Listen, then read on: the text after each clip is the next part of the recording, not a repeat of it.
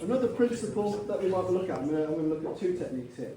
So, first technique, what we're going to be looking at is I'm going to go a simple high-low principle. In that my de-escalation, if I need this stick to walk, my de-escalation hand is likely to be the opposite, yeah?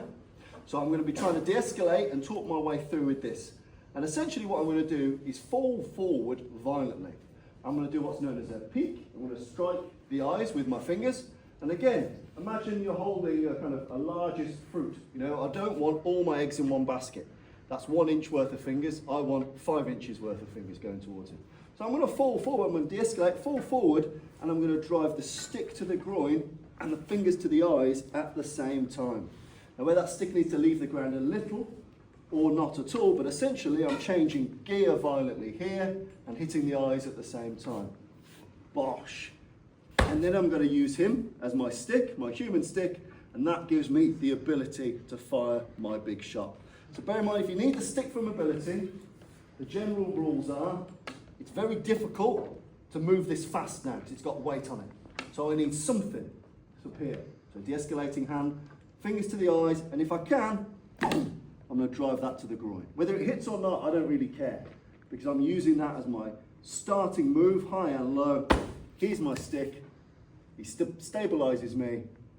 Crack, crack. And if he was to move, I would move with him now, because he's my stabilizing presence. You know, it's in my interest to keep hold of him and rag him and beat him with this stick. So the first, quite simply, is talking, eyes and groin at the same time. And bear in mind, I'm just falling. Don't over kung fu it. Don't be like, yeah.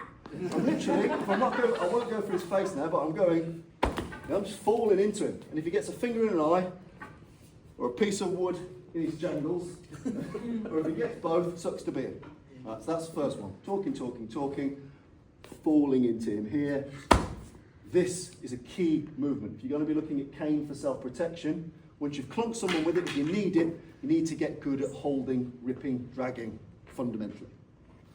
Second one we're going to look at is if we were a bit closer than we'd like. What we're going to do is called a mousette. Where's the French speaking guy?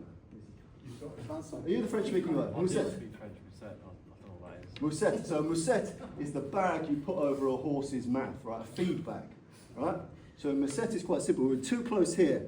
I'm going to mousette. So I'm just going to open my hand, cop it over your mouth, because that gives me a whole lot of throat, boom, in here. So it's just a mousette and a throat punch, because now we're really close. So the fact that we're really close and he's being threatening and I'm cowering, open hand mousette, hold it, pop that shot in, and then I can recover. Or I might then regain to using the stick. As soon as I've got the ground, I can use the stick as a tool if I can. Great thing about the harpoon strikes we were doing earlier, if I need the stick as a weapon, it's actually quite a stabilizing influence. If you imagine here, he's still my stick, because I'm falling into him. Yeah? Like Buzz Lightyear, falling with style. That's what we're going to be doing. So, two techniques for preemption.